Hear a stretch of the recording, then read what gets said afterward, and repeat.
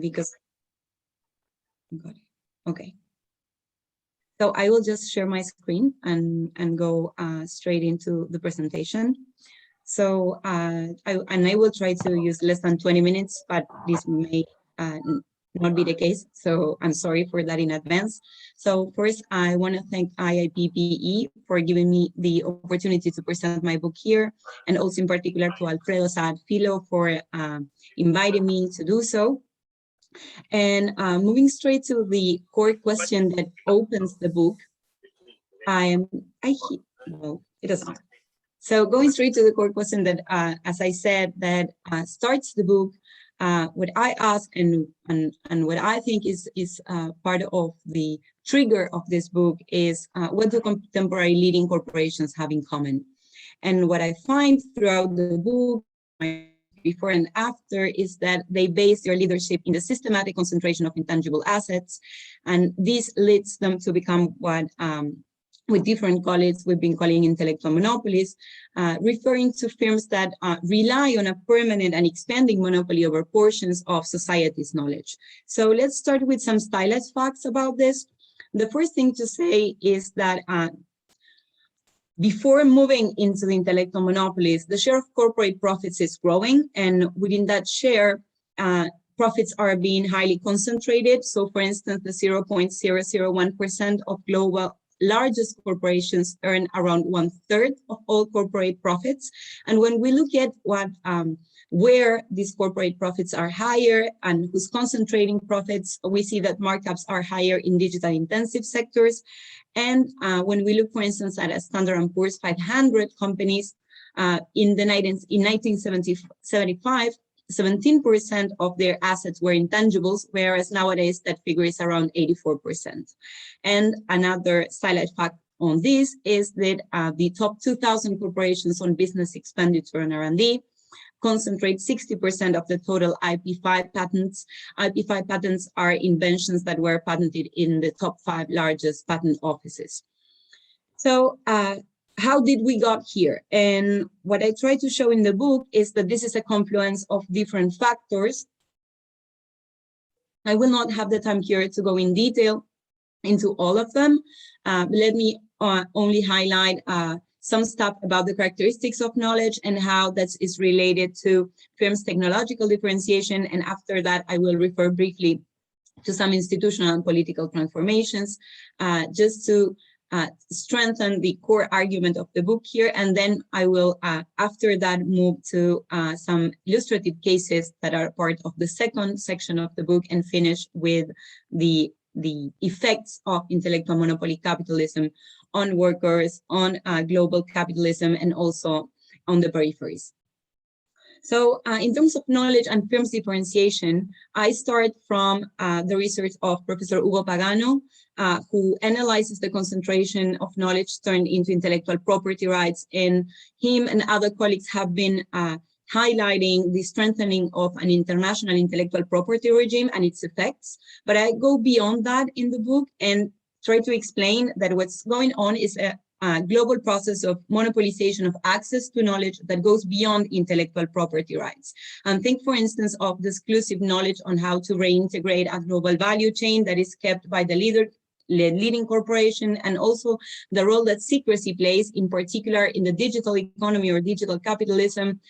Big data is kept secret. The algorithms that are behind Google search engine or Amazon search engine and so on are also kept secret. But also beyond secrecy and that exclusive knowledge on how to integrate value chains, what I explain in the book is that knowledge features contribute to a process of differentiation and a process where only some firms will keep most of what can be called as absorptive capacity and concentrate intellectual and concentrate intangible assets. And how does this happen? So basically, knowledge is a process where we build new knowledge on the basis of existing knowledge. So it's a constant process of evolving evolving production. Is not just different products detached from each other. And those that are in the frontier, those that have that have innovated will have higher chances to innovate again. Although the process is to some extent uncertain, those that have innovated will be better prepared to absorb new knowledge and turn it into further innovations. And this process contributes to the perpetuation of intellectual rents over time in fewer hands. And this process leads to, from a quantitative to a qualitative differentiation, where some firms concentrate the innovation capacity or the capacity to develop in an autonomous way new technologies at different levels, whereas the rest of the firms subordinate and become dependent in terms of the technologies they're adopting and adapting. But it's not only about the features of knowledge itself and about firms' technological differentiation, but also several institutional and political transformations taking place on the one hand in the US, but also in China, that contribute to the emergence of intellectual monopolies and ultimately at the global level. And I will not have the time here to go in deep into this, but let me just say that in the US, it was not only the strengthening of intellectual property rights, but also the role of a hidden industrial policy, a hidden science, technology, and innovation policy that favored big leading corporations in the US that afterwards and during the process became multinational corporations, together with favorable antitrust policies and also loopholes in the global taxing system, which is particularly favoring companies that are intensive in intangible assets. And of course, this process of emergence of intellectual monopolies, not only in the US and China, also from other core countries such as Japan and the European Union, has led to the strengthening of core states' hegemonies and based precisely on the expanding power of their corporations. Nevertheless, there are clashes of power between corporate and political powers and an overlap of political realms that sometimes is in contradiction with the power of the state, because we have companies that are defining rules, defining norms, and this is particularly illustrative with the case of digital companies. And here it's a quote of Mark Zuckerberg, the CEO of Facebook, saying that everyday platforms like Facebook have to make trade-offs on important social values. And then he gives a lot of examples on basically how his company is defining norms and rules on what can be done and what cannot be done in his kind of digital republic. And we've also seen the power of big pharma companies during the pandemic, but the political power of intellectual monopolies is only indicative of their economic power. And I give a lot of attention to this in the book. And just to present to you how I think about this, let's think for a moment on the typical two forms of a division of labor in capitalism as presented from Adam Smith's work onwards. So we have the pin factory, so the technical division of labor, where everything is organized according to a plan. So planning is restricted to what happens inside the factory, inside the production unit. And then we have the market, where again, we have division of labor, but a different form of division of labor. And this social division of labor is not in capitalism, is not organized through a plan, but actually it's an anarchic market exchanges process. And what we find is that planning, what was going on before inside the production unit, it's going beyond capital legal ownership. So we can say that the technical division of labor has conquered the social division of labor. And here, this is a very classical picture on Apple's CEO inside Foxconn, where they are manufacturing iPhones. Foxconn is a Taiwanese company, and this is a factory in China. But it's not only about global value chains. Actually, global value chains or global are only one among the many ways in which contemporary leading corporations can control, organize, and plan production and also innovation systems. And other structures, you can see them here on the slide. Other structures include, of course, so-called platform companies, franchising models, value chains that take place inside a country like local subcontracting networks and so on. And what all these structures have in common is that they are organized, that they are planned by a leading corporation and integrated by several other organizations whose production process is controlled by the leading corporation, which is also the corporation that captures most of the resulting value. And why these are the leading corporations? Well, because they are intellectual monopolies. And as such, they strategically decide which steps of their production and innovation processes will be kept in-house and which ones will be outsourced. So when we think about outsourcing, it's not just as straightforward as it was in the literature before, saying, okay, manufacturing will be outsourced and all the more cognitive processes such as marketing, design, R&D will be kept in-house. And in both cases, we can give examples of how, on the one hand, some companies keep manufacturing in-house and are still leading corporations, and on the other hand, some most, and I would not be risking too much if I say that all these companies are actually developing what I define in the book as corporate innovation systems. This is a concept that I've been also developing together with Professor Lundvall.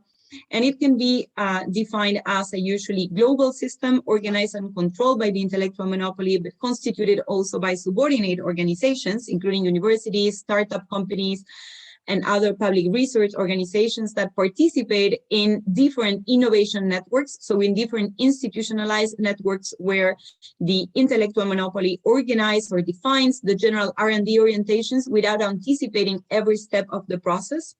And the subordinate participants are in charge of one or different steps of the innovation process, but mostly lose the associated rents, which are garnered by the intellectual monopoly. And this is what I define in the book as a process of knowledge predation, where intellectual rents end up being more and more concentrated, and the way corporate innovation systems work contributes to strengthening and reinforcing intellectual monopolies. And it's not only about the privatization of knowledge that is being developed at the level of innovation systems, but intellectual monopolies also have the capacity to profit from the knowledge commons. And in the book, I explore different cases from big pharma and tech companies on how they are profiting from the knowledge commons. I will not go in detail into this, but I just wanted to briefly mention it.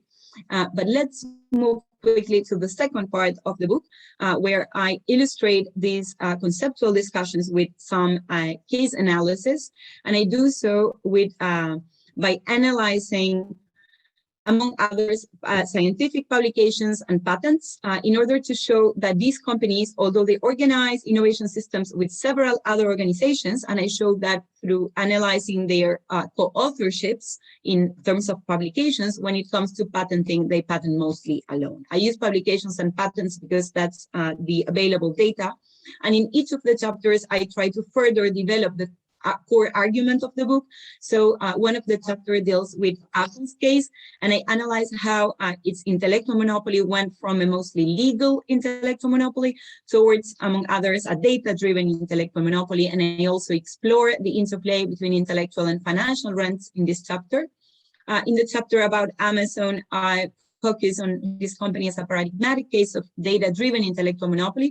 So the specificity of the data-driven intellectual monopoly is that it bases its content innovations on harvesting big data from society, big data that it's analyzed with machine learning algorithms. These are algorithms that, by using the approaches of deep learning and neural networks, allow those that are using the algorithms to have means of production that are constantly improving by themselves, because the algorithm learns, there is a process that can be called like a digital learning process. The algorithm adapts itself, changes as more data is processed and analyzed, and this informs not only their current businesses, but also opens possibilities for innovation in multiple sectors, as it is actually the case of what big tech companies are doing nowadays. Then I analyze big pharma and their technological cooperation, not only competition. And I also work on the interplay between corporate innovation systems and national innovation systems, and how intellectual monopolies profit from their own home countries' national innovation system, appropriating knowledge from that system, and also profiting from state funding, although they build innovation systems and production systems at global levels, and I do so by analyzing the case of a State Grid Corporation of China, which is also a state-owned company. So it brings a lot of discussion, not only about the specificities of the Chinese case, but also about the role of state-owned enterprises in this process. So let me briefly, I will not go in detail into any of the methodology because it's, I know that it might be boring, but let me just show you here, for instance, proxy of the corporate innovation system of Amazon, as I mentioned, by analyzing co-authorships of publications, and the different clusters can be considered as different innovation networks. And for each innovation network, so for each cluster, I'm also plotting here the main topics of the research that these organizations or these wins or any of them are doing with Amazon. And the main takeaway is that although Amazon does not innovate alone, it has published papers with hundreds of other organizations, it profits mostly alone. And we see the same pattern with all these leading corporations. And another thing that we see, and you may also see it here if you take a look, for instance, I think that here you have Facebook, is that although these companies within their different industries are in technological competition with each other, intellectual monopolies also cooperate for technology. And this is particularly illustrated in the case of big tech. So I wanted to show you the same type of figure, but for one of the big tech, big pharma companies. And in this cluster, you can see all the big pharma together and how strong their cooperation is, because we have a lot of connections, and that's why this cluster is particularly dense. So what are the effects? And I'm moving now to the last chapters of the book. What are the effects of intellectual monopoly capitalism? So summing up until here, what I argue is that predation and rentership are zero-sum games. They are, in terms of Harvey, they are forms of accumulation by dispossession. But the intellectual monopoly also relies on the ever-expanding scale of capital accumulation. So it's not that we are not seeing a capital accumulation process. It's capital accumulation taking place with extensive networks of predation and rentership.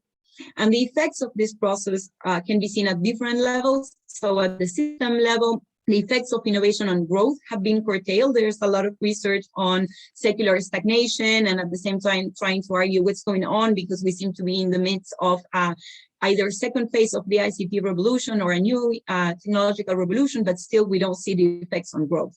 So what I argue is that at least part of the explanation is the emergence of intellectual monopolies. And another key element of the effects concerns how subordinate firms seek at least to compensate part of the predation and rentership, therefore part of the value and knowledge that is being appropriated by intellectual monopolies by super exploiting their workers. And when we look at what's going on at the workers level, we need to combine two things. Very broadly, where these companies work tells us a lot about where these people work tells us a lot about working conditions, but also the position they have. So, and that's why here on the back, you can see an Amazon warehouse, because it's not that just working for an intellectual monopoly will be directly better. It depends also on the type of task that person is doing and whether it is at the core of the reinforcement of the company's intellectual monopoly or not.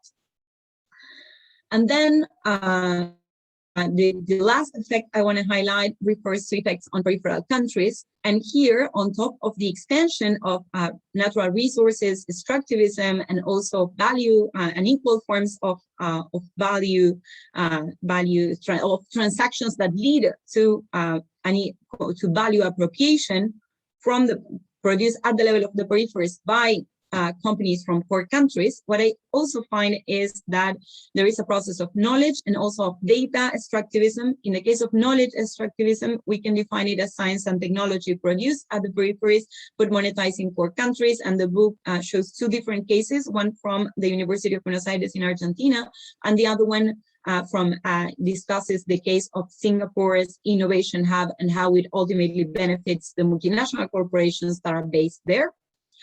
And in the case of data extractivism, we can think of it as a new layer of the International Division of Labor, where we have net raw data providers that pay for digital intelligence. And on the other hand, we have data-driven intellectual monopolies coming from the US and China.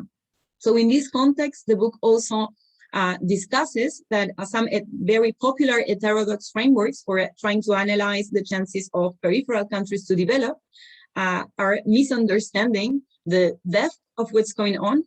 And here I argue with innovation studies, including Mazzucato's entrepreneurial state, global value chains and their idea of upgrading, and also the catching up literature. And what I find is that all these frameworks assume that peripheral states can regulate foreign companies. So there is an omission of the clashes of power between corporate and political powers and the lack of enforcement capacity of peripheral states when it comes to multinational corporations, and also a lack of understanding of the structural causes of underdevelopment. And this is where I bring discussions from the dependency theory, and also going back to the critique to these different streams of thought. They tend to assume that the underinvestment in R&D is can be solved by the right policies, in particular by the right science, technology, and innovation policies or industrial policies. And they do not, in my opinion, sufficiently analyze why don't local firms invest in R&D. So overall, they tend to downplay that conflicts and political interests are at stake in every innovation process, and that local firms from peripheral countries tend to be laggard companies that are producing with very with the least updated production techniques, super exploiting their workers. And if there are companies integrating global value chains, they are doing so also as subordinate companies, what the book calls as complier companies. And on top of all that, how they survive? Well, I was mentioning just a minute ago, the super exploitation of workers, and also in the peripheries, there are other sources of profit, for instance, associated to other forms of rent. And finally, and in relation to intellectual monopolies, there is this belief that foreign direct investment can lead to technology transfer. And we see it over again and again that this doesn't happen. And actually what happens is the contrary. We see the development of knowledge and data extractivism. So summing up and to conclude, capitalism is led by intellectual monopolies. They appropriate knowledge, including data and value, from society. They organize global corporate innovation systems from which they collect most of the associated rents. And this also not only affects capitalism at a global level, but in particular reinforces underdevelopment through different means and leads to several geopolitical discussions. On the one hand, intellectual monopolies are policymakers, but at the same time, we see that they reinforce their state's hegemony, although they engage in clashes of power with those states and other states around the world. And in this framework, we can rethink of the US and China conflict as a tech conflict, and a tech conflict that illustrates how techno-nationalisms and the fact that that capitalism is more global than ever, in particular, considering the emergence of global intellectual monopolies, play a role in how these geopolitical conundrums unfold. So what is to be done? Of course, this is the typical question I receive, and this is not an answer. Actually, it's more like food for thought. I spent the last chapter of the book discussing on possible alternatives to tilt the scale against intellectual monopolies. I don't say how to overcome intellectual monopolies, because I ultimately think that process it's highly complicated and will entail a lot of other transformations that go way beyond how knowledge is being produced and appropriated. But what I want to highlight is that the typical answer of we need more competition in these particular cases will definitely not work. And if you think particularly of the digital economy, it will not work because the products that these companies offer become cheaper and better when we only have one firm offering them. Think of a search engine and how inefficient it would be to go to 10 different web pages to find something. And also think about what I said about algorithms becoming better as they process more data. This doesn't mean that we need to accept that these are natural monopolies and do nothing about them, but regulations need to be way more clever and go deep into the specificities of these companies and not just treat them as the regular neoclassical form of a monopoly. Digital privacy acts and other forms of regulations that contribute to fostering more privatization of knowledge, depth or association of knowledge will definitely not work. And among others, they will not work because they will ultimately favor those that are already in a privileged position because they have all big tech companies, for instance, have already been analyzing our data for decades now, and their algorithms are the most developed ones. So if they don't have access to new data, it will be more harmful for smaller companies than from these companies. And these companies are also developing new technologies to overcome their dependency on data. And if you're interested, I can go in detail into this in the Q&A. So what I think is that we definitely need a new common knowledge regime, that this requires public and free education, because people need to be prepared to understand and to contribute to producing knowledge. And of course, we also need global agreements to strengthen labor market regulations. And ultimately, we could think of global digital commons, for instance, but for all this, the feasibility depends on activism. And in the meantime, we can push forward for some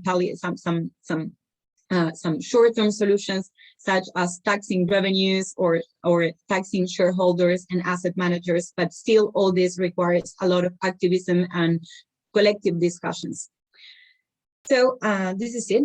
Thank you. I think I spoke for more than 20 minutes. I'm sorry. And I'm looking forward to hearing the comments and everything that the three discussants have to say about it.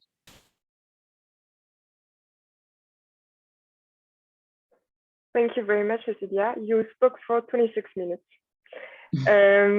So I'll now play Benjamin Selwyn comment, pre-recorded comments. So I just have to share my screen.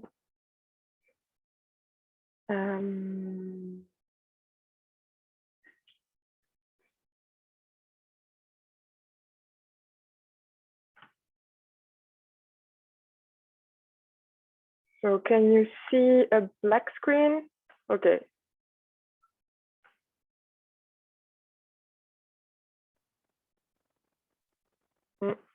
Apparently it doesn't play. I reload it.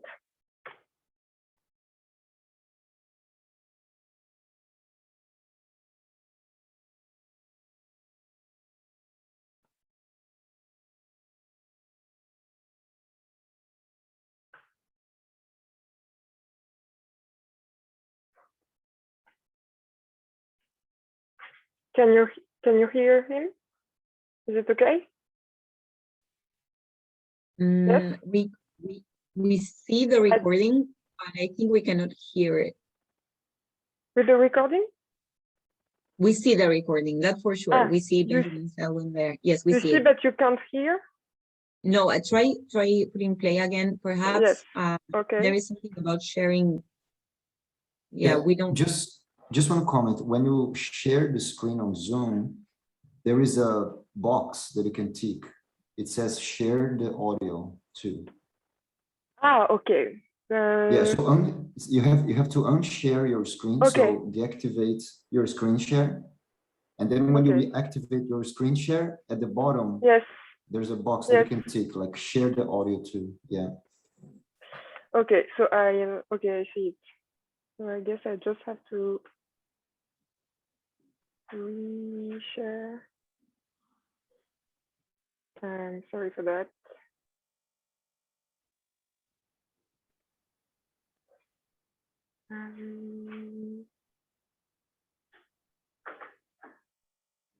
I lost the Zoom.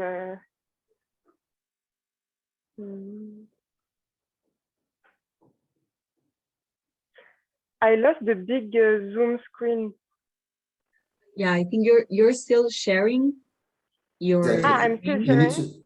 Yes. Yeah, you need to deactivate. You need to, if you go up with your mouse, you will have the option probably to stop sharing. If I do what?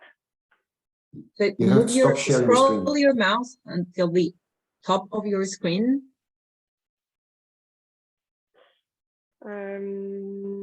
Like if you can stop sharing doing that, or maybe just click top of my screen. Okay, and then I don't see unshare the screen. No, I just let me see if I can. So because here I have share the audio. Perhaps you can click share the audio and perhaps it works. We cannot see, well, we can only see I cannot see the rest of your screen. That's hopefully sharp. Do you hear? Why is Cecilia's book so good and so important? So I replay from the beginning. Sorry for that. Hi, I'm Benjamin Selwyn, and I'm going to be discussing Cecilia Rikap's brilliant new book called Capitalism, Power and Innovation. I'll keep my remarks quite short and hopefully sharp. Why is Cecilia's book so good and so important? One of the reasons is that the idea of intellectual property protection is absolutely central these days and has become more so since the mid-1990s. If you just look at the recent World Bank development report on global value chains and development, they emphasize again and again the importance of protecting intellectual property. And the reason is quite simple. Intellectual property protection provides a stimulus for or an incentive to invest, because profits are guaranteed, or at least possible through the intellectual property protection, without which those profits would not be protected, and therefore the motivation to invest would be lower, and therefore investment would be lower, and therefore general growth would be lower.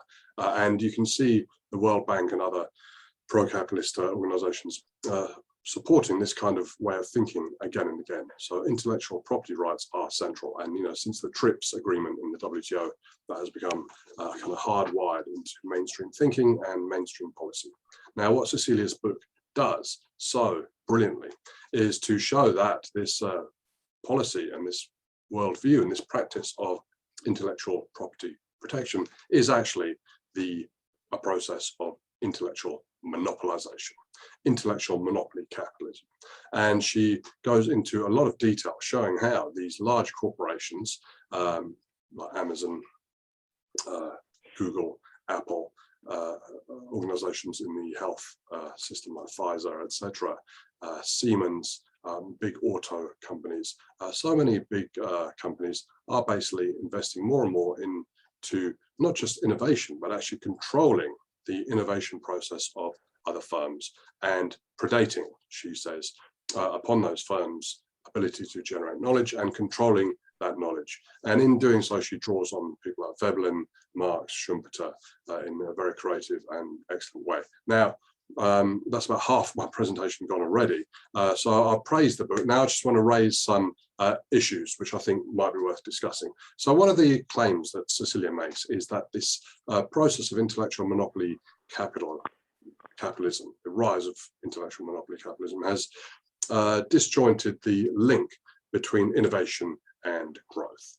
Schumpeter famously argued that innovation would be stimulated by monopolies, and that monopolization would stimulate growth in a kind of perverse way against the mainstream economists that he was arguing at the time. But what Cecilia is arguing is that growth and innovation have been delinked in part because of this predation.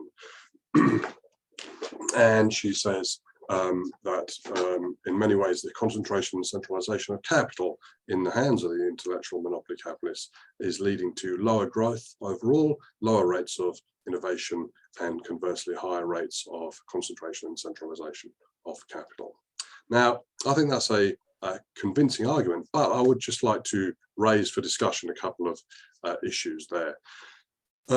Now, you've got the kind of Schumpeterian perspective, which sees innovation and monopolization as kind of mutually constitutive in many ways. Then you've got a kind of Ricardian approach, which sees kind of rents and the benefits accrued from ownership of things like land, but also intellectual monopoly as in some ways predatory. And you've got people nowadays, people like Guy Standing, who talks about the corruption of capitalism, and also Mariana Mazzucato, who talks about how firms are subduing markets through their control over knowledge and rents, really arguing that this kind of intellectual monopoly, they don't use the term, but this intellectual monopoly is subduing growth. So you've got those two kind of perspectives there rivaling each other. And I would suggest, or maybe ask for clarification, that Cecilia is siding with the latter. Although, of course, I think she does it in a really sophisticated, excellent Marxist way with tons of brilliant evidence and data there. But I would just ask Cecilia and others to consider, when Marx talks about the circle of capital as a whole, he talks about production of surplus value, but he also talks about the distribution of surplus value beyond those capitalists who are the immediate appropriators of it, beyond the workplace, beyond the factory, into other holders of capital, amongst the other fractions of capital, as it were. So he talks about rent in that kind of Ricardian sense of those who hold land, but also in other senses, which are similar to what Cecilia is talking about, in the sense that other capitalists are able to wrest surplus value and value more generally, I think, from weaker capitalists. Now, my question is this a process that subdues capitalist growth, this intellectual monopoly capitalism, or is it part and parcel of capitalism as normal, in the sense that capitalism has always been about the exploitation of labor, and is also always been about the transfer of surplus value from one set of capitalists to another? I think we are seeing a new form of that, for sure. I agree with her that we are in a new stage of capitalism. In a way, the kind of GVC world is that, the global value chain world is that. But is this actually subduing the growth of capitalism? And the reason I ask that is because, for sure, there is a correlation between the rise of intellectual monopoly capitalism and perhaps some low growth rates in some parts of the world. But at the same time, the global value chain world has been one where industrialization has spread across the world, where new parts of the world have become industrialized, have entered global value chains, are producing more than ever before, where total output has increased, and where capitalism seems, in one sense, quite healthy in terms of its kind of global expansion, following the end of communism and the expansion of value chains into many parts of the world, especially China. So, I would just say, look, you've got this process of kind of rents and intellectual monopoly capitalism on one hand. On the other hand, you have a massive expansion of capitalism, which we've seen over the last 40 years. Of course, always crisis prone and so on. But the point is, maybe it's the case that this intellectual monopoly capitalism is a new form of the older dynamic of the contradictions of capitalism more generally. Okay, so that's my kind of question, statement, provocation. Now, the second thing I just wanted to touch upon was Cecilia in chapter 10 she discusses the implications of labor, implications on labor of this intellectual monopoly capitalism. She points to falling wages, more harsh conditions and pay, something that many of us in the critical global value chain literature have talked about a lot, and that's a very useful and important discussion.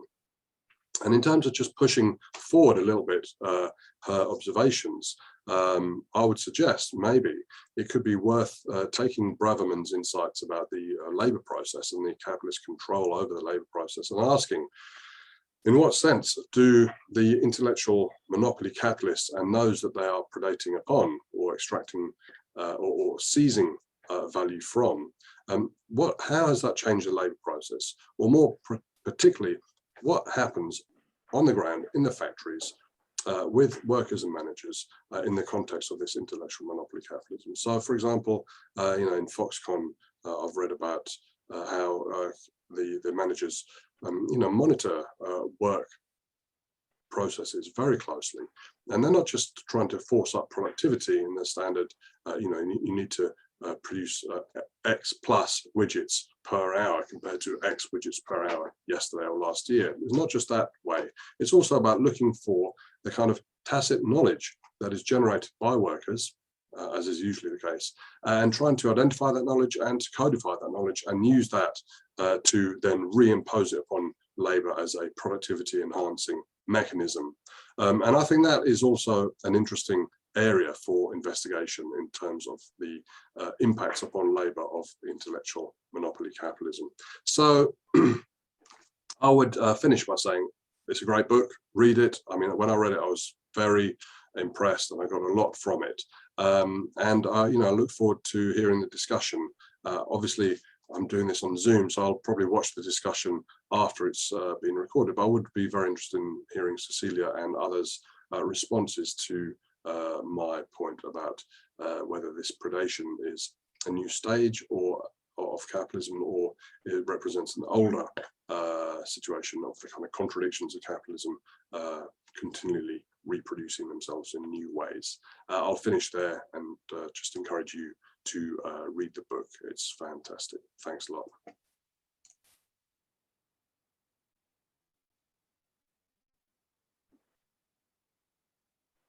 Okay, so Cecilia, do you want to answer now, or shall we listen to Hugo? I think that it's better to go and give the floor to Hugo and Tomas, and then I can comment on all their comments a bit. Okay. So let me say that this is an excellent book, and I agree very much with what Benjamin has said. Everyone should read it. I think that the publisher should seriously consider a paperback edition. It's a good book, but you know, it's quite expensive, and it should be, you know, available to more people. It's very important, I think. And I think also that the book should be translated in some foreign languages, because the issues are politically important. They are not just important for academics, they are important for the type of political decisions that we have to make. Let me concentrate on these two questions that Benjamin has made. I had the benefit to listen to his pre-recorded speech. Well, the two questions are basically that one is, does intellectual monopoly really lead to stagnation, or is a way by which, in some other means, we have a different type of capitalist growth? And the second one is, which one are the consequences on the labor process?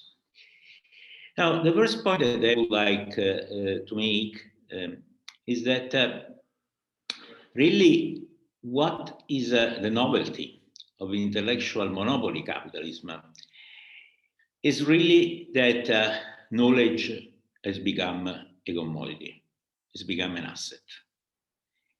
And from this point of view, there was a structural break, clearly. This structural break is very well described in Cecilia's book, when she says that there was a shift in how intellectual property was conceived from barrier to trade to become a tradable commodity in the name of facilitating trade. Now, if you look at the literature before the 50s, the term intellectual property does not exist. So it's a very recent ideology. Everyone used to talk about monopoly, the temporary benefits of monopoly for innovation, but nobody was describing all these things: secrets, patents, trademarks, and so on, as a form of property. And it has really been the application of some of the sacred rules of private property to knowledge that has changed the nature of capitalism. And the change is really a major change, because knowledge is an unrivaled good. So being an unrivaled good, to have the private property of knowledge means something completely different from having the private property of a machine. If I have the private property of a machine, nobody has to be forbidden from having exactly the same type of machines or a very similar machine. Everyone can have it. By contrast, if I have the property of a piece of knowledge, other people cannot use the same piece of knowledge. So this is a form of property that of assetization, of making something an asset, that implies immediately a monopolization, and making it something tradable and part of capital really has changed the nature of capital. I don't think that, I mean, Cecilia sometimes mentions that I define intellectual property rights as a high concentration in intellectual property rights. I never thought of it, I must say.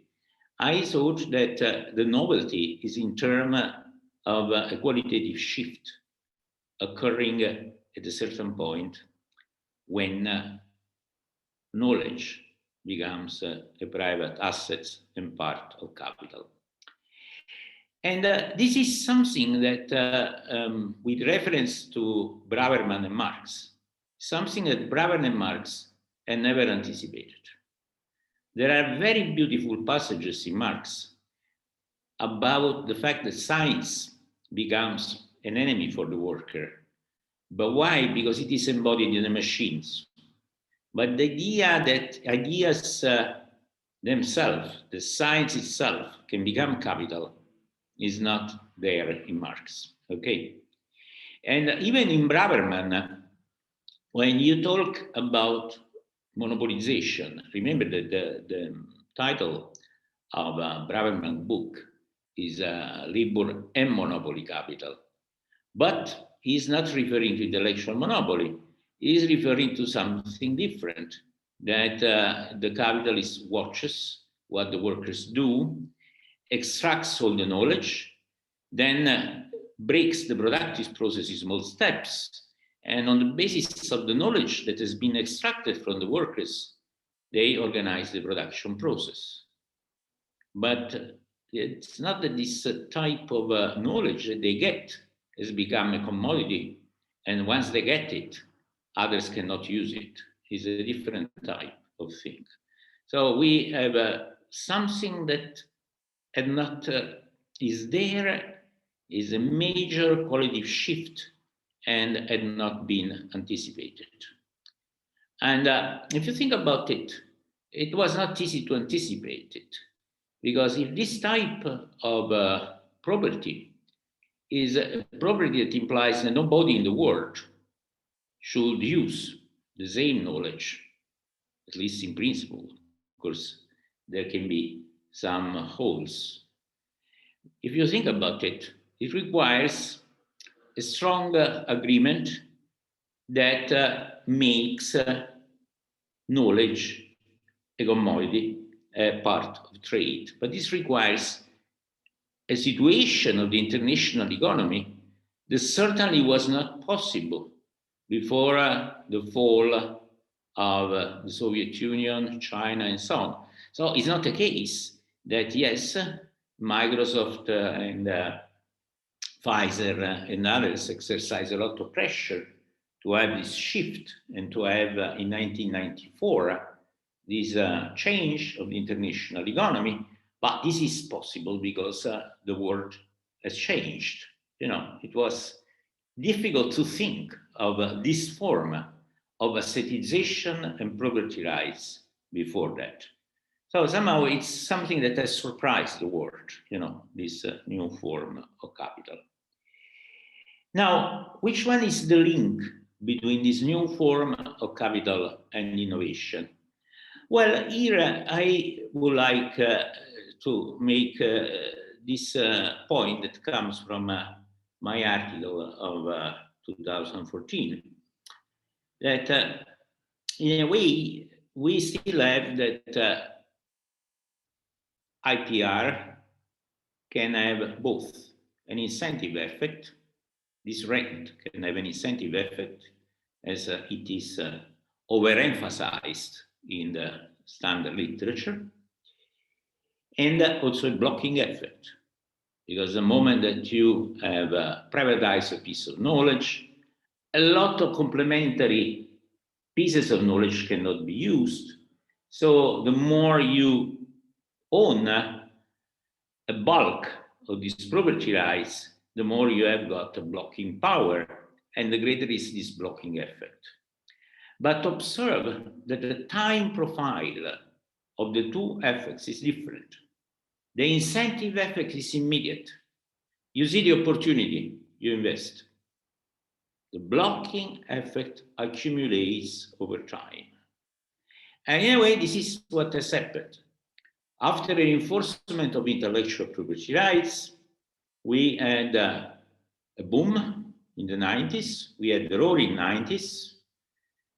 It looked like the knowledge economy should boom forever. And then we have had a situation of increasing stagnation. So my answer to Benjamin would be that, you know, you should see it in terms of some time profile. And this is made better to understand when we consider what is, I believe, the major and important addition that Cecilia makes to these points. And is that there is clearly a form of exploitations of the producers by the firms that have this knowledge, that have got this monopoly power. They can decentralize production, they can outsource it.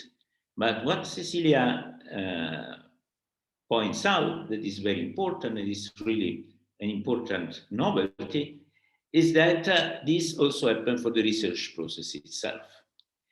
So there is still some form of innovation that goes on, but somehow, you know, after you have these established monopolies, is some innovation that is controlled, has not got the same type of free innovation without much constraints that you had in the first phase. It becomes something that is much, much slower. In a way, what you could argue is that you solve. You are muted, Ugo. Oh, okay. Oh, okay, now it's fine. That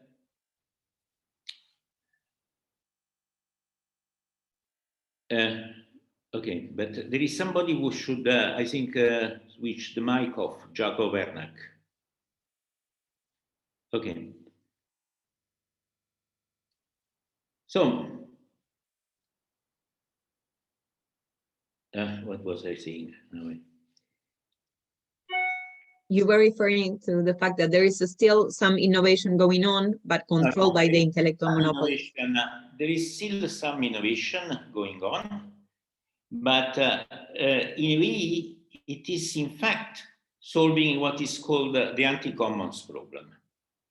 So in a way, there is this literature that each piece of knowledge has got some value and can be used in terms of, you know, of marketable products only if you join it with other pieces of knowledge and with production facilities and with a trademark and many other things. So as Cecilia says, a lot of these small firms have got the possession of knowledge, but not the property of knowledge. They, you know, have it in terms that they have now formally this thing, but they cannot really use it because it can only be used given this anti-commons property and this type of externality network in if it is not together with other pieces of knowledge. And this is how, you know, the major monopolies can control, you know, this process. Once they are established, you know, they can decentralize different things and they can be somehow sure that these new little pieces of knowledge become only valuable within their network and the network that they control. And of course, this is a process that, as Cecilia says, is certainly better when you compare to a situation where you fragment the property of knowledge among many firms. Going, you know, to competition is no solution for that, because you would have a worse anti-commons problem, that each one would have a different piece of knowledge and unable to make use of it. So given this privatization, in a way, it's better that there are some firms that put this knowledge together. But then we should not compare it with this alternative, but with an alternative where we try to make this knowledge a global common. And here I want to make a practical example, because I just make this practical example in terms of just to illustrate also the problem of policy. And because I think that is relevant because of COVID. Nowadays, what we are seeing is the destruction of what used to be the influenza or the flu network. I invite all of you to read a very beautiful article by Amy Kemsiski on the Yellow Journal. She describes very well how the innovation in facing the seasonal flu has been done for 50 years. So you go to have your shot, you don't even know which one is the maker, and each year you know that you're having a different shot. Why? Because the virus is changing. And this is a system that has been up to now a completely public system. And it is run by the WHO with 5 major centers, and then at least 114 other public centers. They observe which one are the mutation of which year. They decide which one should be the relevant characteristic of the vaccine. They also decide which one is the faster way to reproduce the vaccine. All this happens in meetings where these public bodies are without the producers. The producers cannot be there. Then they announce it. And in fact, then each one of the producer works in a regime of competition without monopoly power. So there is no way that the fear of Cecilia that you are exploiting the global common can be there, because you carry, the process in the public space until the last stage, until you basically say which one is the best technology. Then you make it publicly available to the authorized producers, and at that point, Now, this is how the reaction to COVID at the beginning started, because everyone thought that it should be the same mechanism. After all, it was similar to the influenza. And now, because of this mRNA and other things, we are completely breaking some public network that has been existing basically from the post-war period and done by generation that has seen the Spanish flu and had reacted to that. So basically, when we are saying what we should do, well, it's not, in some cases, it does not require some major innovation. In some cases, it just requires the defense of what has been destroyed. That is the influenza network that we had. Well, we still have. Then, the story that the Americans got out of the WHO, and then there was the idea that there was a new technology and blah, blah. But otherwise, things were done in this way. So I would say that when we compare this, the organization that we have now for COVID, with the organization that we had for the influenza network, the organization that we have now for COVID is far inferior. It could be possible in case that there were not many mutations, but the influenza network was built in this way exactly because there were so many mutations. And in a few months, you should decide for the next vaccine. And so the idea of patenting it, doing it, it was really something that could not work. And from this point of view, COVID is very similar to influenza. It's not like polio or other diseases that, you can get one shot and then you are okay for your life.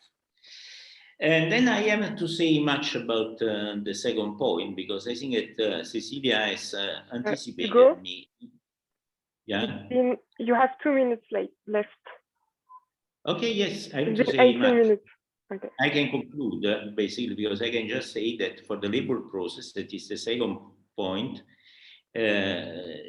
really the important difference that we have in comparison to Braverman is that the hierarchy is not really a hierarchy happening just in one firm, but is some hierarchy that is in a network, and as Cecilia has very well explained, requires this type of predation and subordination. So, okay, in conclusion, it's a great book. Read it and try to exploit the many suggestions for future research. Thank you very much, Igor. So now I will leave the floor to Tomas. Hi, can you hear me? Yeah, is the audio okay? Okay, good. So first, congratulations to Cecilia for the book. I can imagine how, the relief that you feel right now because the book is out. So congratulations on finishing the book. It's a long book, more than 300 pages long. I have read all the chapters, have read everything very carefully. So I want to praise the book. I think Cecilia has done a very great job in terms of first mapping the bibliography, all the references. She has read a lot of stuff. What I really found interesting was the empirical analysis that she did in terms of using network analysis to show first theoretically the hierarchies across companies, and then she does the, I don't know how to call it, maybe network analysis, cluster analysis of the interlinkages and interdependencies between companies and universities too, regarding patents and regarding scientific publications too. And that's where I learned the most from the book. I think that's really well done in 3 or 4 chapters. So I think she does a very good job in terms of combining this theory of intellectual monopoly capitalism, the hierarchy across suppliers and companies, and you have these small companies that are giving software, to the companies above them. So you have the little fish, you have the big sharks. I think that's something that is really good in the book.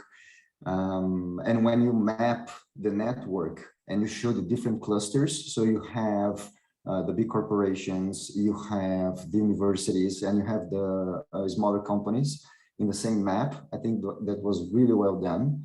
I learned a lot. I have also learned from the historical analysis that you have. You have many historical details in the book that I didn't know about. And I honestly found some intriguing things in your network analysis. For example, now I understand it, but before I read the book, I didn't think about it. For example, when, Apple is co-authoring papers about dermatology, immediately I was like, why is Apple interested in dermatology, right? So I saw in your book, I was like, of course, it's because of the touch screen, right? So if you want to develop the technology for the iPhone, you need to have, scientific knowledge about the skin. So dermatology, touch screen, So that was really interesting to see. I think that's the best part of the book, how you use network analysis, cluster analysis, and you have this theoretical analysis of the hierarchies between companies, universities, big companies and small companies. That's great in the book. So now I'm going to make a comment, because I have actually been working on this topic for a while, which is how knowledge becomes a commodity. I have been working on this for many years. My PhD dissertation at UMass was exactly about this. I come from a Marxist background, so so everything that I'm going to say is extremely biased, you know, because that's my background. That's the theory that I think makes sense. I think Marxist theory is very powerful. I think Marxist theory should be developed more in order to theorize exactly what you have in your book, which is, you know, the commodification of knowledge, monopoly capitalism, the monopoly of ideas, science, and all of that. And I think Marxist theory can do that. Okay, so my comments are going to be directed in this way. So I'm going to make some comments that are related to, first, economics, the more economic aspects of your book. And it's going to be mixed with what I think that comes from Marxist theory. So let me share my screen. Just 1 second. So I'm going to share my screen. Can you see the PDF file? Yeah, okay, good. So this is chapter 10, because I'm very interested in theory, right? So abstract stuff, like I love theory, right?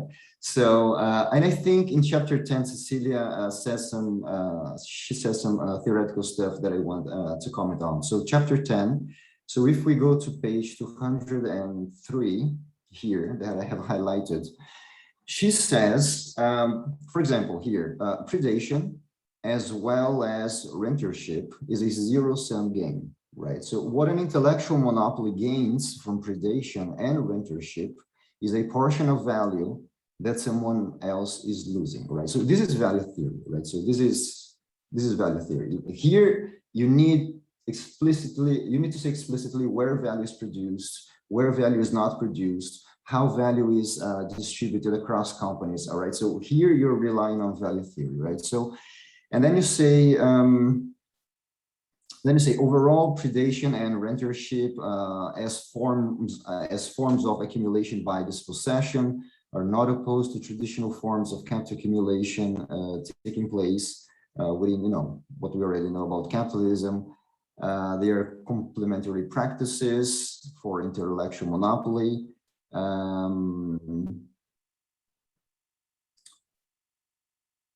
Of course, they also rely on the overall expansion of capitalism for rentership. Let me see, however,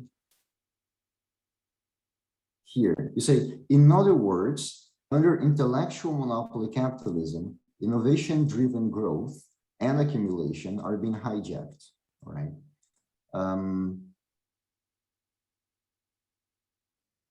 Here, as knowledge results are turned into intangible assets, intellectual monopolies fuel weak investment, since the monopolization of knowledge by and beyond intellectual property rights blocks potentially profitable opportunities, right? So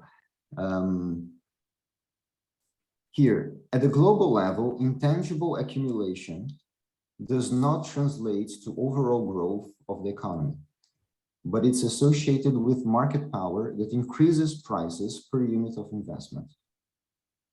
So that's the monopoly, intellectual monopoly hypothesis, right? So what intellectual monopolies gain from predation and rentership is a portion of value that someone else is losing. So that's what my comment is about, right? So let me read that again. So what intellectual monopolies gain from predation and rentership is a portion of value that someone else is losing. So those losing are subordinate organizations that seek to at least partially compensate the profits that they would have received in a scenario where their products are sold at their price of production, right? To partially cope with predation and rentership, they super exploit workers. So that's what my comment is going to be about, because I have been thinking about this for some years. As I said, my PhD dissertation is about this. I'm actually still working on this very same topic as Cecilia is. So maybe, you know, we could work together in the near future. Actually, I hope so. We work together so we could combine our skills together. So the thing is the following: when you say those things about monopoly capitalism, you're basically focusing on what I call the direct effects. So if you look at political economy, Marxism, or even Adam Smith and David Ricardo, when they classify the economy in terms of productive and unproductive activities, the classification is strictly in terms of the direct effects. So productive activities directly produce new value. Unproductive activities do not directly produce new value. So they leave off the value produced elsewhere in productive activities, right? So when you say that, you know, these intangible assets are being monopolized and you have this predation system, accumulation by dispossession, basically what you're doing is you're only considering the direct effects. Because if you consider only the direct effects, you're right, it's a zero-sum game. But, and that's where the complicated stuff comes in, you have indirect effects. Because productive and unproductive activities are not apart from each other. Even the same company can be performing productive activities and unproductive activities at the same time. The same company, right? Even the same worker can be productive and unproductive at the same time in different activities. So if you take into account the indirect effects, maybe empirically, you could find that the indirect effect is stronger and larger than the primary direct effect. Which means, for example, you say, oh, okay, these big companies are monopolizing knowledge. They became global leaders in terms of, you know, monopolizing intangible assets. That's true. And then you say, oh, it's a predatory system. That's true. They are extracting value that was produced elsewhere. That's true. But if the inventions that they have increased labor productivity so much in the productive activities, or they have stimulated aggregate demand so much to the point that the new stimulus that they create in productive activities is so large, then this extra value that they are sucking, drawing from productive activities is still inferior, is still smaller than the positive stimulus that they have created, which means even though you can say, oh, okay, we have this hierarchy, so we have this predation system, predatory system, that's true. But if the indirect effects are positive and larger than the direct negative effects, then what is the problem, right? Because let me say it again. What you say about the hierarchy across companies is true, right? And you show that you have the cluster analysis, you do historical analysis too. So that's how it works, right? So we have that. We have this hierarchy. We have this, you know, unproductive activities drawing value from productive activities, but we do need to measure, and that's the difficult part. We need to actually measure the direct effects. We need to measure the indirect effects, and we need to know empirically which one is larger.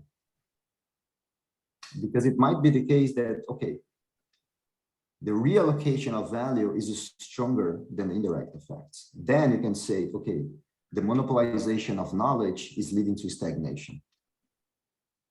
But if the indirect effect is positive and stronger than the negative direct effect, then it's the opposite. Then the monopolization of knowledge is leading to faster growth.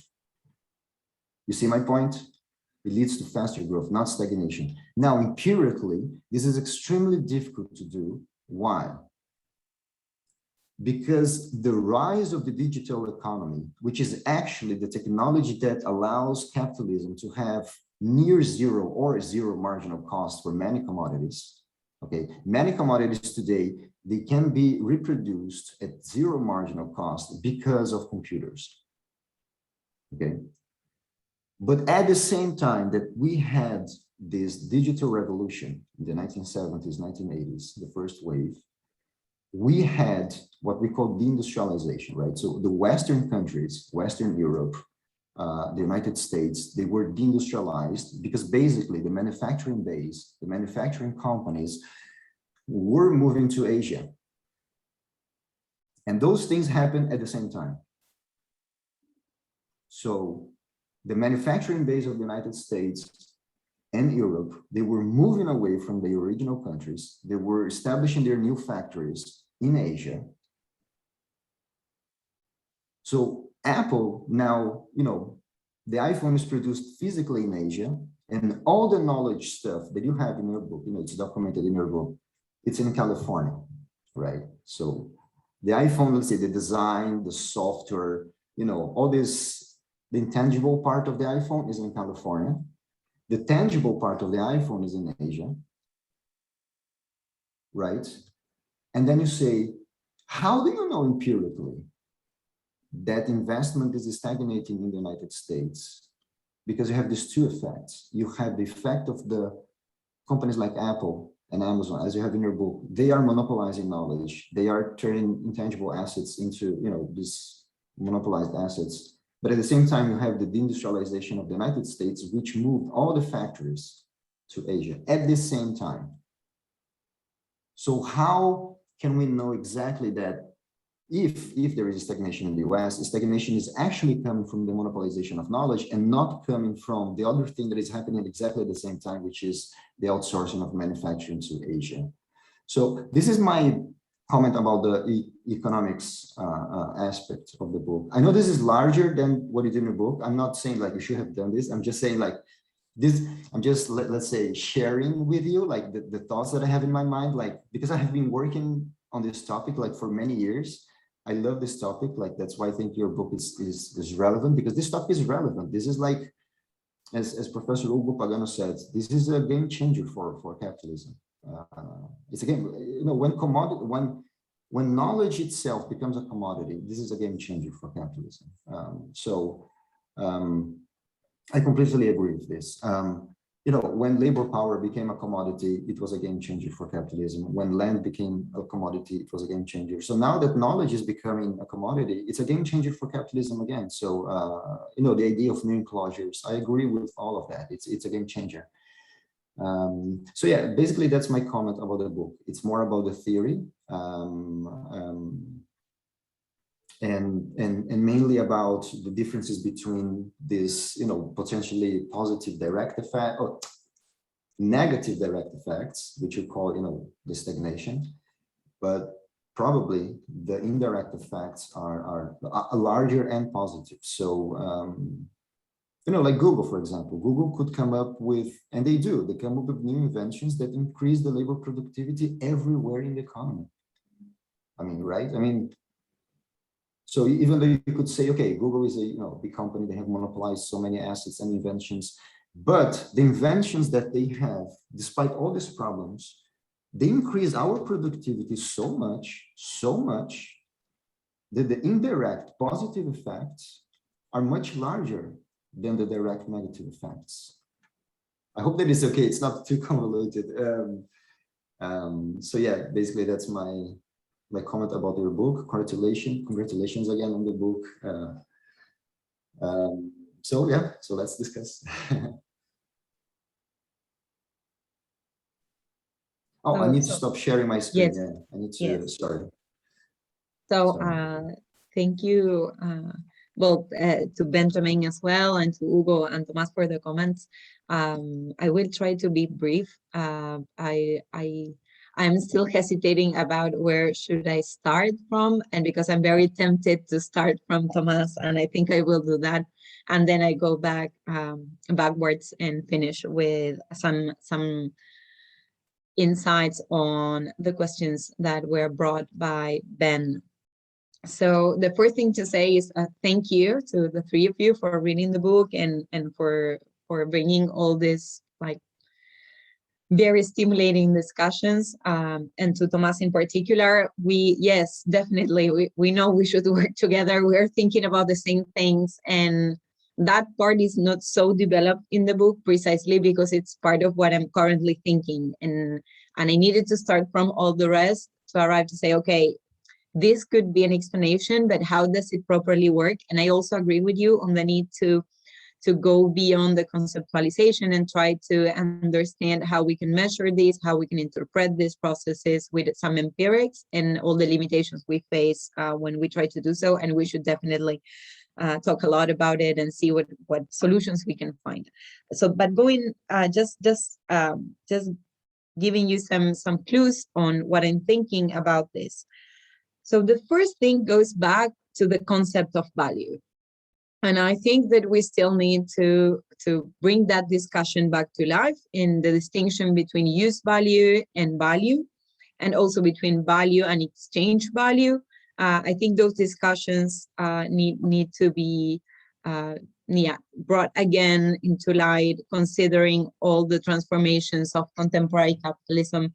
And just to explain where my Marxist conceptualization of value comes from, here I distinguish between, and here I use part of the theoretical work of my PhD director from Argentina, Pablo Levin. He recently passed away, and he distinguished between what he called as value and something that can be translated as commodity value, or like market value. Perhaps we can call it market value. But in Spanish, he would say it's valor mercantil. So, so that distinction, he uses it precisely to speak about how something that is being sold in a market can be, its price ultimately will be explained by its market value. And that market value can be higher or lower than its actual value. And this is particularly useful when we think of knowledge that is being commoditized. Why? Because it's something that if we think of the concept of value, and I will go to that in a second, its value is zero. It doesn't mean anything. We cannot think of the value of knowledge, because knowledge is up in Marxist terms, if we think of the concept as the time of reproduction, because there is the time of reproduction has nothing to do, it's just like the time we spend when we try to explain a concept, has nothing to do with the production process that actually led to producing that concept. And also because of the fact that we cannot count concepts, I cannot say like the labor theory of value, gravity, and I don't know what, how glass is being done, and so on and so forth. I can name a lot of ideas and concepts, and we cannot count them. We cannot say this is 3, 4, or 5, because they are different. This is also why it's so problematic to count our productivity in papers, because we are assuming that the ideas that each paper has is equal one to the other. So one paper is the same as another, and we all know that it's definitely not the case, and still our working process is being more and more turned into what looks like a commodity production process, but still ultimately is about ideas, and ideas cannot be counted. And we cannot think of concepts or innovations or any creative process as having value in the very strict Marxist term, because of this issue of not being reproduced commodities, or commodities that can be reproduced. As we can think, when we think of the value of something today, we think, okay, it's the time that it takes, like it's working time to reproduce this bottle with the current means way of producing, the considering all the labor that is also transferred from, I'm sorry, a window open, from the means of production. So, so with that in mind, and that's why I don't speak of knowledge production as value producing. It indeed produces use values. It indeed has an effect when it comes to augmenting labor productivity. So I do agree on that, and on the indirect effects. I try not to call it unproductive, because it still contributes to the human being's reproduction process as much as what we do in our houses in terms of caring, and also all the labor we do to reproduce ourselves in our houses is also productive, but it's not productive in terms of value in the strict Marxist way of thinking of value. So, so that's what's the first thing I wanted to say. The second thing is, so even if, let me just check my notes. So yes, indeed, Google is introducing innovations all the time, and those innovations may be actually leading to an increase in labor productivity. But the thing is, and this is why it's so complicated to measure, when you curtail others from accessing knowledge, you curtail those others from developing other ideas that could eventually be way more productive, actually, and contribute way more to society's reproduction at large, to even to labor productivity and so on. So we are just centralizing knowledge in the hands of a few firms, and the people working for them are the only ones that ultimately have the chance to, let's put it in the terms you were speaking, Tomas, to contribute to develop labor productivity. And in that sense, we are limiting the development of knowledge.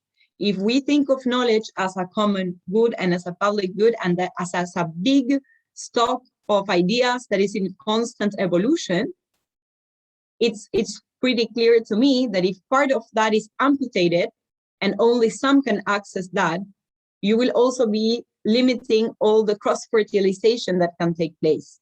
So but still, since this is in a way counterfactual, it's not that we can compare. We have a sort of experiment where everything was super open and with the same conditions, and you can compare it and say, okay, there's a lot of people discussing new ideas. Some of them were also the ideas that Google introduced, but I'm pretty sure that there would be many other ideas that are better for society and so on, because are not driven, and that's the other point, is the orientation of the development of science and technology. We should be very careful, because it's not only about curtailing access to knowledge and chances to further develop knowledge. It's also reorienting, redirecting knowledge towards particular aims, particular ideas, and limiting. And this is also where those that are in the hand that participate in what I call as corporate innovation systems, yes, they are constantly producing new science and technology, but constrained to the agenda that is being set by intellectual monopolies. And I would just give you one example, because it speaks, and I will move now to Hugo's comments, because it directly speaks to what Hugo was saying about influenza and how the research about infectious diseases took place before, and where it was in terms of the prevailing dominant research agenda in health and biomedical sciences. And here I'm moving beyond my book, and I'm speaking about an open access paper that we published together with two biologists, a specialist in public policy and a PhD candidate in linguistics. So a very interdisciplinary project where we analyzed the prevailing research agenda in health and biomedical sciences by looking at the content of the publications of the top 30 journals in the field, considering impact factor. So our hypothesis was that this is the prevailing research agenda because of the influence of impact factors in this discipline. And we look not only at the content of those papers by using text mining algorithms, but we also looked at who was setting that agenda, who were the key actors in the same set of networks that I was presenting to you before. But before, in the book, the focus is one firm and how that firm organized an innovation system. And here we were looking at all the papers and looking at who were the main co-authors. And first, we found an increasing central place of big pharma companies setting that agenda together with leading universities. And when we look at the content, it's highly biased to what can be monetized. So cardiologic diseases and also cancer. And in terms of focus, it's only focused on the tiny analysis of what's going on at the cell level, so molecular biology, and not an analysis of the environmental causes, for instance, of the proliferation of cancer and other societal analysis of why these diseases are being spread or how they are caused and what can be done differently. So it's both the approach and the content that is being set by the interest of these companies, and the impact goes way beyond their corporate innovation systems.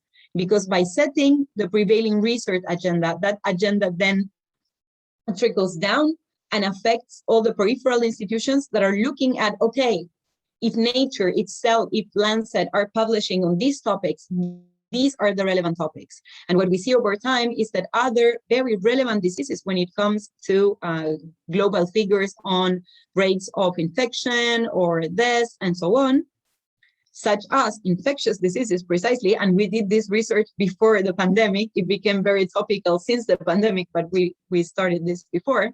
All these other relevant topics are completely marginalized. So the effects, so so I know it's not easy to measure, but this is a bit of how I think of all this.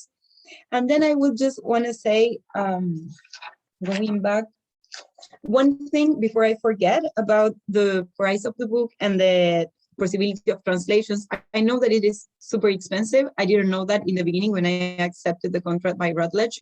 They are an intellectual monopoly, and they are the ones who are profiting eventually from the sales of my book. As I say, every time I have the chance, just email me if you want to have an alternative, more commons-friendly access to the book. And because, of course, my plan is not to become rich by selling this book, which precisely is about the need to foster the knowledge commons. And about the translations, there is an idea. There are some editorials here, like publishers here in Latin America, interested in translating it to Spanish, but it's not so easy to deal with Routledge, to be honest. So we'll see where that goes. So I fully agree with the points raised by Hugo, but just commenting a bit, and then I think we need to wrap up, perhaps have some time for questions and then wrap up. But just to say some things about Ben's questions. When I received his questions, I just I knew he was not coming, so after watching the video, I answered to him, and I'm going to read it just to be very fast. Capital's technology. So I just wanted to share some thoughts regarding his first question first. And so capital's technological differentiation leading to intellectual monopolies and subordinate capitals is intrinsic to capitalism as much as capitalism is global in nature.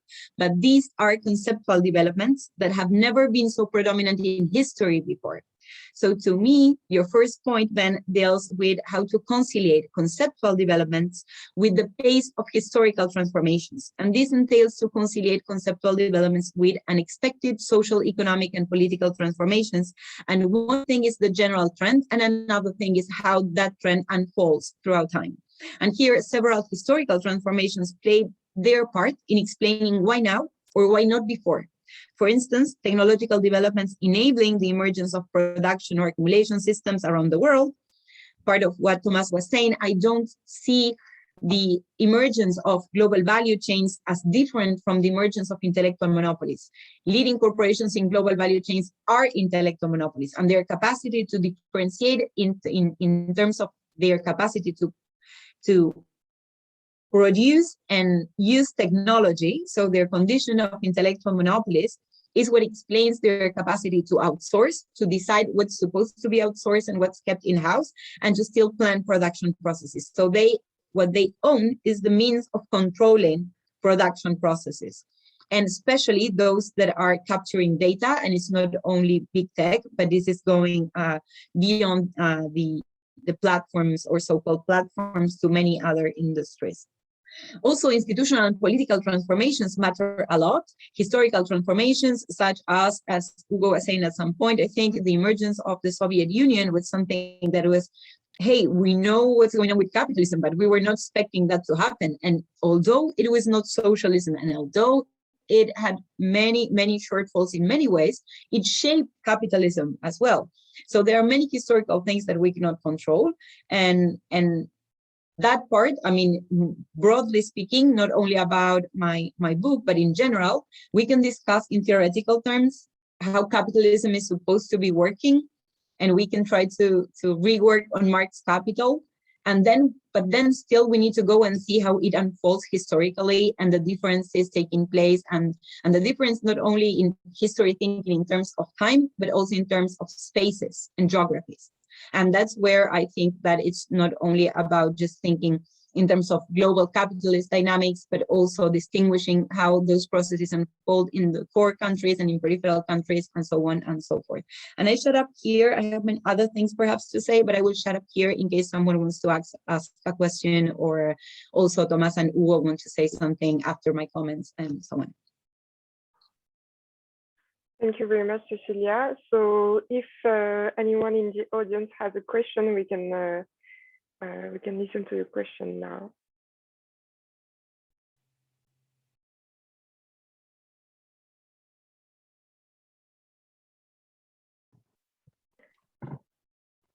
Hello.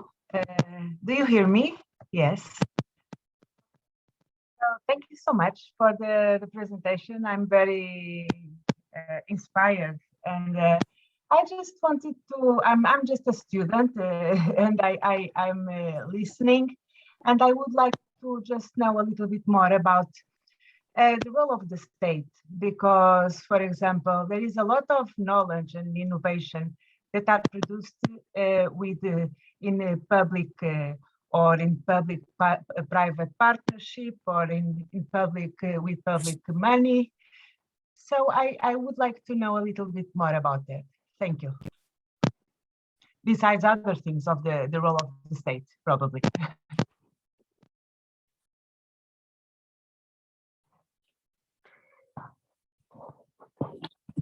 So shall we see, shall I answer, or what do you say, Anna? And we can, perhaps the three of us can say something about it, if Tomas and Hugo want to comment on that. Yes, because there's 3 minutes left only at the end of the session. Okay, so 1 minute. Indeed, the state is a main, in different countries all around the world, is a main funding source, and it's also through the state that a lot of universities, and also public universities that depend directly on the state, and public research organizations produce science and technology. And that happens all the time, and it's increasing since Second World War, that states are giving a lot more of attention to funding science and technology. However, what the book tries to show is that although states fund a lot of that research, those that are profiting from those funding sources and from the research that is being done at the level of public institutions end up being mostly certain leading corporations that I call as intellectual monopolies in the book. So if you, for instance, in the chapter about big pharma companies, one thing that I do is I look at the funding sources declared in the publications of the big pharma companies that I studied. And what you see there is that besides their own funding, the most frequently declared funding sources are public research agencies, such as the National Institutes of Health. So what we see is not only that these companies appropriate publicly funded and publicly developed knowledge, but also that the states are directly funding these companies. And now everybody knows it because it's what happened with the COVID vaccine. Even the private companies that did some research received money from the state. In other cases, as the Oxford vaccine, it was 97% publicly funded, developed by Oxford, but still the profits are going to AstraZeneca. So definitely there's a lot of discussion that needs to take place in terms of states' policies. I'm of course not saying that states should not fund R&D or science, tech, and technology development at different levels. But what I'm saying is that just funding science and technology is not enough.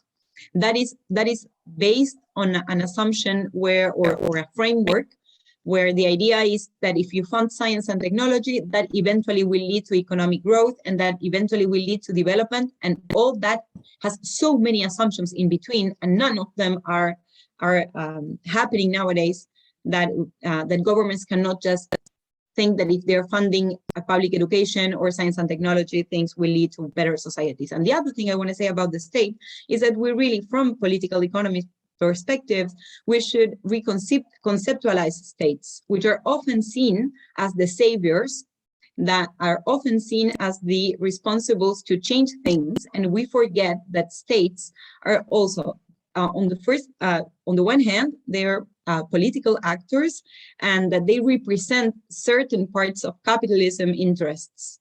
So we cannot automatically assume they're like battlefields inside between different fractions of capital, but also sometimes some of the representatives of the state may want to represent part of the workers, but still will find a lot of struggles in that process. So first, we should not assume that states are direct representatives of society's will. They are a capitalist institution, and it should be conceptualized as such. And also, when we speak about states, we should immediately ask, which state? Are we thinking of a core state, from a developed country, a core state from an emerging country like China, or are we speaking about the states in Latin America? Because the enforcement capacity, the interests that they will be representing will be different. And I shut up here. I'm sorry. I spoke more than 1 minute. Thank you, Cecilia. Maybe the discussants want to add or answer Cecilia's answers. Okay, I may add. For 1 minute, not more. Yeah, no, it's not necessary more. If you consider any intellectual monopoly concentrating knowledge, it is doing certainly better than small firms with dispersed knowledge that they own. So from this point of view, they are increasing productivity and they are favoring growth. So if you make this comparison, you come to this conclusion that they are productive. On the other hand, if you compare them with a situation in which the same knowledge is either open access or made available to everyone and so on, then they have lower productivity. So the issue about whether they are productive, unproductive, and so on depends really on the type of comparison that you make. That is the point, I think. Thank you, Hugo. Maybe Tomas want to add something. Yes, I just wanted to follow up on what Cecilia said about the state, because there's something in her book that is completely true, and I agree. I just want to emphasize, which is, and this is in her book, right? So the companies that have benefited the most from state sponsorship in terms of research and development are the companies that pay the least amount of taxes. All right, so that's it. You have companies like, like Google. They set up headquarters or shell companies in Ireland, or in countries that pay very, very little or even zero corporate taxes. And those are exactly the companies that have benefited the most from free public research, grants, It's very unfortunate, because those who benefit the most from the state are the ones that give the least back to the state. And yeah, it's unfortunate, but that's what is happening. Especially, they shift profits abroad. They declare, they file taxes abroad. So yeah, because states are national and companies are international. So, and they have a lot of firepower when it comes to funding political campaigns. And when it comes to the solution of this problem, I don't know. I honestly don't know. It's a very, very difficult political problem to solve. Taxing wealth, taxing like intangible assets. So it's a very the solution is just extremely hard.